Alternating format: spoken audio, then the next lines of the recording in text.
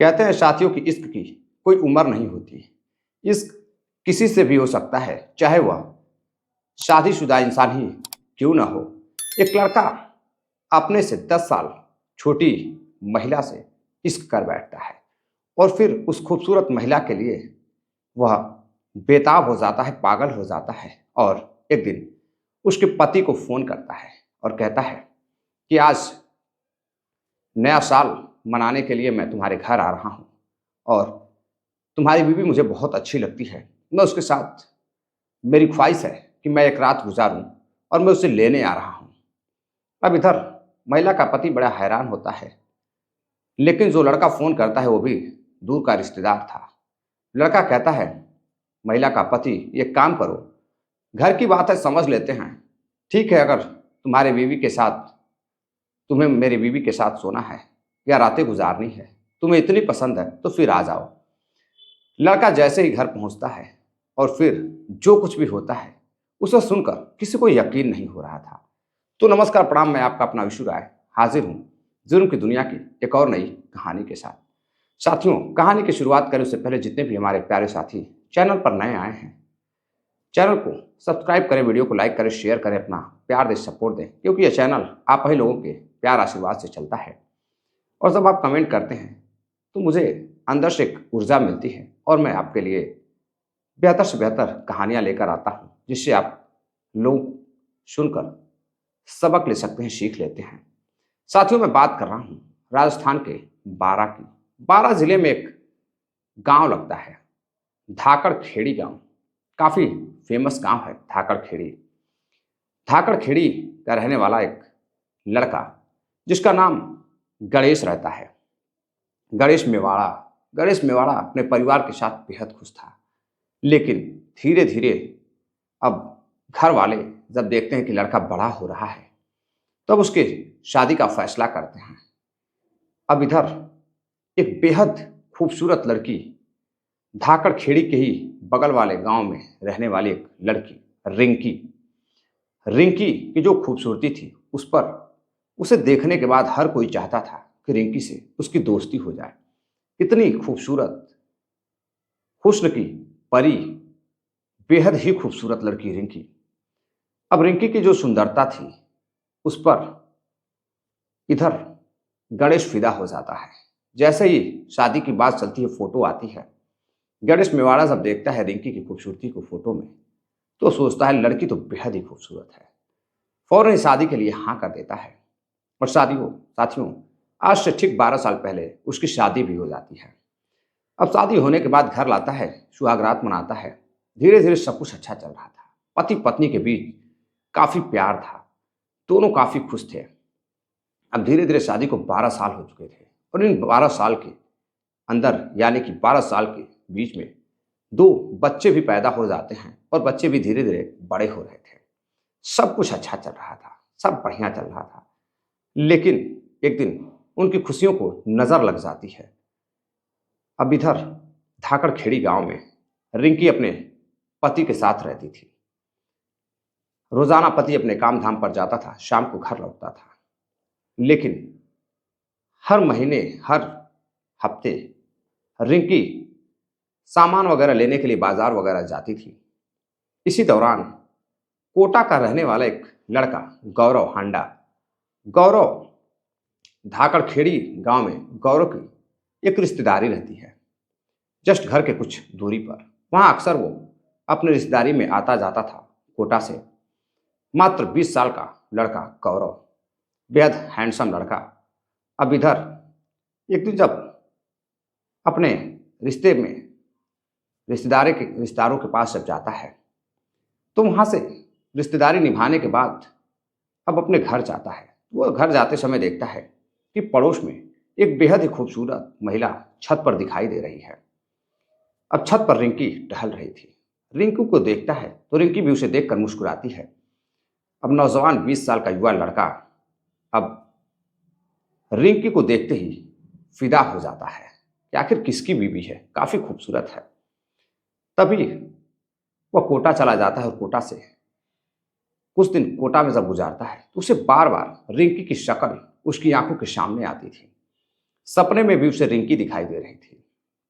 अब जो उसकी बेकरारी थी उसे देखने की, मिलने की, वो उसे परेशान करने लगती है। और जब गौरव परेशान होता है तो वह फिर अपने रिश्ते के धाकड़खेड़ी गांव के रिश्तेदारों के पास जाता है और फिर वहां जाकर कुछ दिन गुजारता है और बार बार घर के बाहर अंदर छत पर टहलता रहता कि शायद वो महिला रिंकी दिख जाए, वो खूबसूरत महिला दिख जाए। अब जब महिला नहीं दिखती है तो वो उसके घर आने जाने लगता है, उसके पति से दोस्ती कर लेता है। अब रिश्तेदारियों में जब लोग जाते हैं तो आसपास के लोग मिलते हैं कि भाई ये फलाना का रिश्तेदार है, फलाना का जीजा है, शाला है, मामा है। तो एक तरह से दोस्ताना माहौल बन जाता है, सभी मिलते हैं, आप समझ सकते हैं। तो फिर वैसे वो भी आने जाने लगता है और धीरे धीरे अब गणेश मेवाड़ा के घर भी जाने लगता है। अब इधर धीरे धीरे जब उसके घर जाता है तो एक दिन उसकी बीवी चाय लेकर आती है, चाय पीता है और फिर बातचीत होने लगती है। तो गणेश मेवाड़ा बताता है कि अब मेरी बीवी है और मेरे 2 बच्चे हैं। मिलता है, नमस्ते वगैरह करता है, लेकिन यहीं वो एक ऐसी गलती कर बैठता है कि साथियों अब नमस्ते तो करता है लेकिन वह जानता नहीं था कि जिस खूबसूरत महिला को वह देख रहा है वह उसका प्यार नहीं बल्कि मौत बन जाएगी। अब इधर खूबसूरत महिला रिंकी गौरव को देखती है तो अभी उसे अंदर ही अंदर पसंद करने लगती है। नौजवान लड़का। अब एक दिन गणेश मेवाड़ा घर पर नहीं होता तो वह कमरे पर आता है, मिलता है, उससे बातचीत करता है, दोनों की दोस्ती हो जाती है, फ़ोन नंबर भी ले लेता है। अब इधर सोशल मीडिया पर चैट शुरू कर देता है, बातचीत करने लगता है और धीरे धीरे जो रिंकी थी उसे पहले तो भाभी कह के बुलाता था और फिर धीरे धीरे दोनों की दोस्ती जो है गहरी होती गई। और जब दोस्ती भाभी और देवर के रिश्ते से ऊपर उठ जाती है तो फिर वह प्रेमी प्रेमिका की यानी कि प्यार का रिश्ता हो जाता है। दोनों के अंदर जो आग जल रही थी वो और धधकने लगती है। अब इधर रिंकी भी फोन पर बात करके उससे अपना दिल दे बैठती है और बेहद मोहब्बत करने लगती है और उधर गौरव भी बेहद मोहब्बत करने लगता है।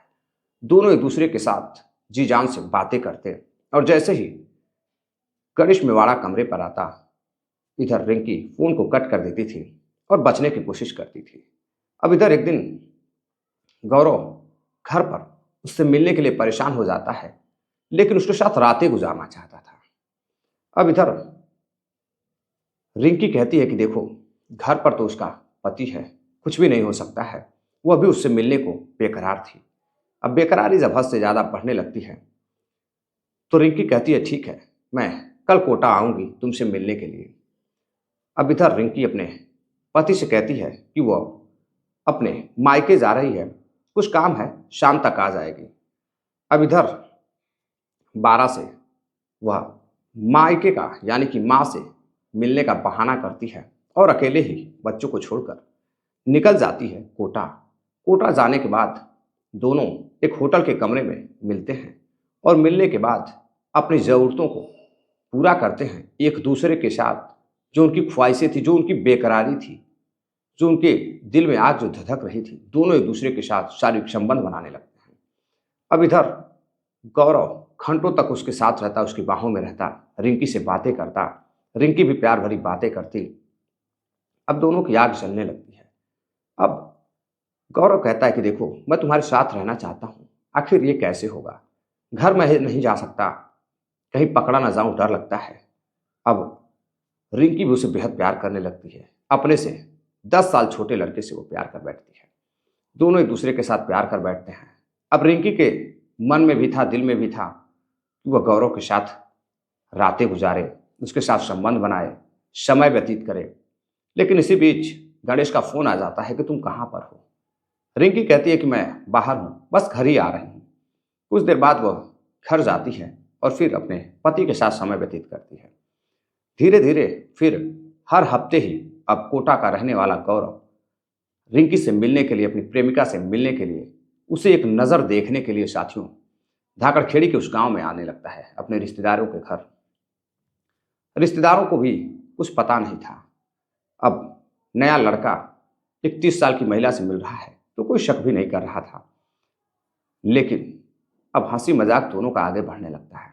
इधर एक दिन फिर दोनों की जब आग धधकती है, इधर गौरव कहता है कि मेरा बहुत मन कर रहा है तुम्हें प्यार करने को, मैं मिलना चाहता हूं। तो फिर से रिंकी अपने मायके जाती है बहाना करके और कहती है कि 2 दिनों के बाद आएगी। बच्चों को भी ले जाती है और अपने माँ के पास छोड़ देती है। और फिर वहां से वह काम के बहाने कोई बहाना करके सामान वगैरह लेने का फिर कोटा जाती है और फिर उसके साथ होटल में शारीरिक संबंध बनाती है, समय व्यतीत करती है।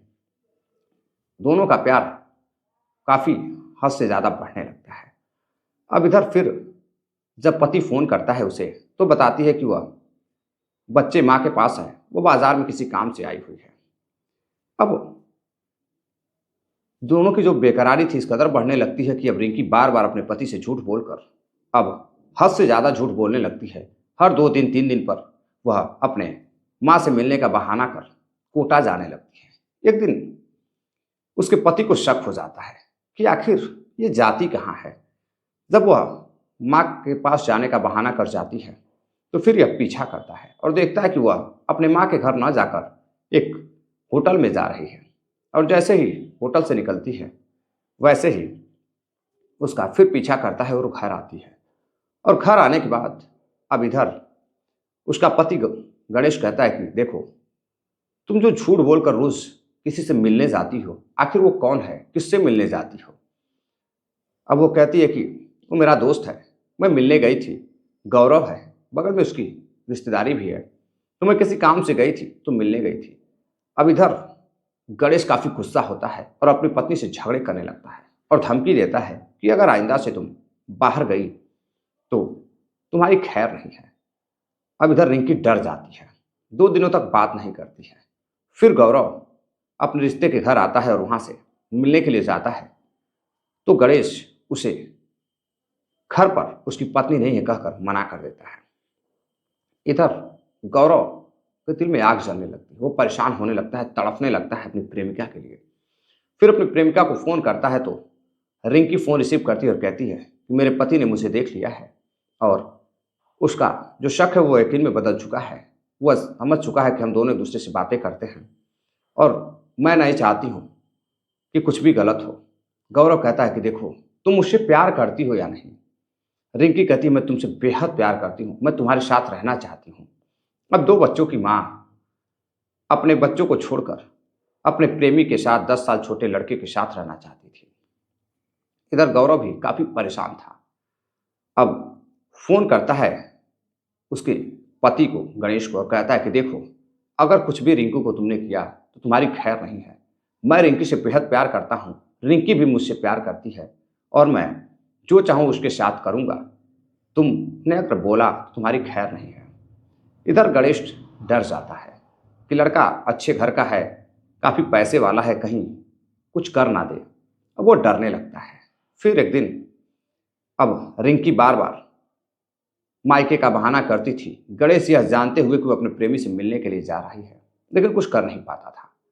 अब जब रंगे हाथों दोनों को पकड़ लेता है तो कहता है कि आज के बाद तुम्हें कहीं नहीं जाना है, अब तुम घर पे रहोगी, वरना मैं तुम्हारे माँ बाप को भी बताऊंगा और सबको बताऊंगा, गांव के सभी लोगों को बताऊंगा तुम्हारी हरकत। गांव में अगर लोग तुम्हारे बारे में जान जाएंगे तो बड़ी बदनामी होगी, इसलिए मैं गांव वालों से किसी से कुछ कहता नहीं हूँ और तुम्हारे घर वालों को भी नहीं बता रहा हूँ, तुम सुधर जाओ। अब इधर नया साल आने वाला था। गौरव अपनी प्रेमिका से मिलने के लिए बेकरार था। वह उसके साथ रातें गुजारना चाहता था, होटल में पार्टी करना चाहता था। अब इधर रिंकी को फोन करता है तो रिंकी कहती है कि मैं नहीं जा पाऊंगी, मेरे पति काफी गुस्से में हैं, वह मुझे मार डालेंगे अगर मैं गई तो मैं नहीं जा पाऊंगी। गौरव कहता है बस इतनी सी बात है, तुम्हारा जो पति है वो मुझे अभी जानता नहीं है, मैं क्या चीज हूं, अगर उसे मेरे बारे में पता चला तो वह फिर तुम्हें मेरे पास ही छोड़ देगा। अब रिंकी कहती है कि देखो, मुझे कुछ भी नहीं पता है, अगर इतना है तो तुम आओ, मुझे लेकर चलो। अब अपने पति से झगड़े करने लगती है और इधर गैरिस मेवाड़ा अब ये सब सोचकर कि 2 बच्चे की माँ उसकी पत्नी नाजायज संबंध बना रही है एक लड़के के साथ, गांव में किसी को पता चला तो क्या होगा, काफी बदनामी होगी, लोग क्या कहेंगे। अब एक महिला अपनी हवस के प्यार में आग में कूद चुकी थी, उसे वह लड़का पसंद आ चुका था। उसे ना तो समाज की चिंता थी, ना अपने पति की चिंता थी, ना अपने घर परिवार की चिंता थी, ना अपने छोटे छोटे मासूम बच्चों की चिंता थी। इधर गणेश काफी परेशान हो जाता है, उसे समझ में नहीं आता है कि वह क्या करे। तभी 1 जनवरी की रात को गौरव उसे फोन करता है और कहता है कि मैं तुम्हारे घर आ रहा हूं तुम्हारी बीवी को लेने के लिए। अगर तुमने नहीं भेजा तो तुम्हारी खैर नहीं है। इधर गणेश कहता है कि देखो भाई गौरव, गांव का मामला है, तुम्हारी रिश्तेदारी भी है, घर की बात है, एक तरह से घर की बात है। एक काम करो, तुम घर पर आ जाओ, बैठकर मामले को सिमटा लेंगे, क्योंकि बाहर बात गई तो तुम्हारी भी बदनामी होगी, मेरी भी बदनामी होगी। ये सब जो कर रहे हो तुम, ये सही नहीं है। जो तुम्हें करना है तुम घर आओ, मुझसे बात करो। अब कुछ देर और गुजर जाती है तो फिर गणेश फिर से फोन करता है और कहता है कि गौरव, काफी देर हो रही है, रात हो जाएगी, एक काम करो, तुम समय से घर आ जाओ, मैं कुछ पार्टी के लिए इंतजाम करता हूं, आज की रात यहीं पार्टी करेंगे। गणेश काफी खुश होता है और उधर गौरव भी काफी खुश था कि पति आज खुद उसका बुला रहा है।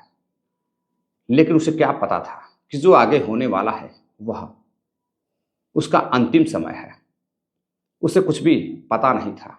वह काफी खुश था नया साल मनाने के लिए अपनी प्रेमिका के साथ। जो उसकी ख्वाहिश थी कि नए साल पर अपने प्रेमिका के साथ, खूबसूरत महिला के साथ रहेगा, रातें गुजारेगा, पार्टी करेगा। वो अपने 3 दोस्तों को लेकर धाकड़ खेड़ी के गांव के पास जाता है और तीनों दोस्तों को कहता है कि तुम यहीं खड़े रहो, जब मैं फोन करूंगा अगर कोई बात होगी तो तुम लोग आना, वरना तुम चले जाना। अब इधर गौरव ठाकरखेड़ी के उस गांव में गणेश के घर जाता है। सुबह हो जाती है, सुबह होने ही वाली होती है, लेकिन दोस्त इंतजार करते हैं, फोन नहीं आता है तो अपने घर चले जाते हैं और किसी को कुछ भी नहीं बताते हैं। सुबह हो जाती है, तभी एक व्यक्ति, गांव का ही रिश्तेदार, घर के पास जाता है तो देखता है कि घर में दरवाजा बंद है और काफी सन्नाटा फैला हुआ है। तभी कुछ लोग, जो आसपास के लोग थे, बता रहे थे कि घर में रात को झगड़ा हो रहा था। अब इधर जो गांव में रिश्तेदारी थी, जो लोग थे, दरवाजा खोलकर अंदर जाकर देखते हैं तो जो सीन सामने पड़ा हुआ था वह काफी खतरनाक था। महिला की मौत हो चुकी थी, नीचे गिरा हुआ था गौरव। गौरव का सर फटा हुआ था, काफी गंभीर चोटें थी, खून फैला हुआ था। और खूबसूरत महिला जो इस दुनिया से उठ चुकी थी, यानी कि 2-2 लाशें पड़ी हुई थी। अब एक अनजान लड़के की लाश थी तो बहुत लोग उसे पहचानते भी नहीं थे। गांव के कुछ ही लोग उसे जानते थे। फौरन ही पुलिस को फोन किया जाता है। मौका वारदात पर पुलिस आती है। उसके बाद गौरव के भाई को फोन किया जाता है। मृतक का भाई भी आता है और अपने भाई को देखते ही खून के आंसू रोने लगता है। तड़फ तड़फ कर रह जाता है कि उसके भाई का ये किसने हाल किया है।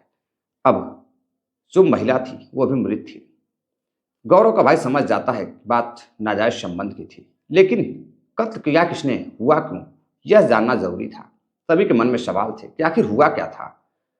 पुलिस फौरन ही केस दर्ज करती है और फिर पता चलता है कि रात में गणेश मेवाड़ा भी था और उसकी पत्नी और गौरव भी साथ थे। फौरन ही पुलिस सर्च ऑपरेशन चलाती है और फिर गणेश पकड़ा जाता है, एक खेत में छुपा रहता है।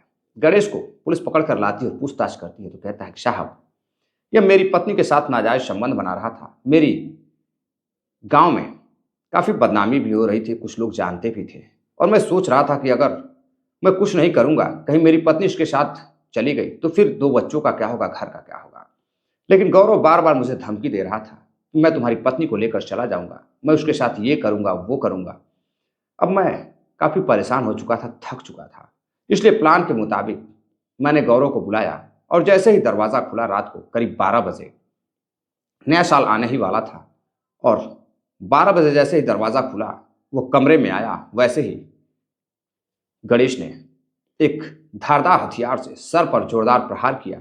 वैसे ही उसका सर फट जाता है और धरती पर गिर जाता है और उसे जोर जोर से उसी हथियार से कई बार मारने लगता है और उसकी मौत हो जाती है। इसी बीच उसकी प्रेमिका गणेश की पत्नी उसे बचाने के लिए जाती है तो साथियों, अपनी पत्नी को भी गुस्से में गणेश मेवाड़ा मार डालता है। अब एक साथ प्रेमी प्रेमिका का कत्ल कर देता है, यानी कि जिस पत्नी के साथ उसने 7 फेरे लिए थे, कई जन्मों के रिश्ते साथ निभाने की बातें की थी, उसी पत्नी को वह अपने गुस्से के आगोश में आकर अपने पत्नी का कत्ल कर देता है और फिर वहां से चुपचाप निकल जाता है। साथियों, पुलिस उसे गिरफ्तार करती है और जेल भेज देती है। लेकिन जब यह घटना लोगों के सामने आती है न्यूज मीडिया, सोशल मीडिया के माध्यम से, तो लोग हैरान थे कि 12 साल शादी को हो चुके थे, 2 बच्चे थे, फिर भी महिला के अंदर जो आग धधक रही थी, एक लड़के के साथ, अपने से 10 साल छोटे लड़के के साथ इश्क कर बैठती है और फिर उसका नाजायज संबंध जो इश्क था, उसने पूरे परिवार को तबाह कर दिया। एक नहीं बल्कि 2 परिवार तबाह हो गए। गौरव का परिवार अपने बेटे को खो दिया, उनके माँ बाप ने एक नाजायज संबंध के लिए, और एक रिंकी अपने परिवार को खो दी है, और इधर गणेश मेवाड़ा का भी परिवार पूरी तरह से बर्बाद हो चुका है। 2 मासूम बच्चे आखिर कहाँ जाएंगे, बिन माँ कहाँ रहेंगे। पिता जेल में, माँ भगवान के पास चली गई है। आखिर दोनों बच्चों का क्या होगा। साथियों, इसीलिए कहते हैं कि कुछ भी करने से पहले 1000 बार सोचना चाहिए। गलत काम का गलत नतीजा होता है, ना मानो तो करके देखो। तो साथियों, करने से पहले एक बार जरूर सोचना चाहिए कि समाज में क्या असर पड़ेगा, गांव मोहल्ले में अपने परिवार पर क्या असर पड़ेगा। जो जिस्म की आग थी वह दोनों को ऊपर लेकर चले गई, मौत की नींद सुला दी, और आज घर में 2 मासूम बच्चे पड़े हुए हैं। तो साथियों, ये थी पूरी कहानी। इस घटनाक्रम को सुनाने का उद्देश्य आपको जागरूक करना था। यह कहानी मैंने आपको अपने अंदाज में सुनाई। कमेंट कर जरूर बताइएगा कि आखिर गलती किसकी थी, कमी कहाँ पर थी, उस कमी को कैसे पूरा किया जा सकता है। नमस्कार, जय हिंद।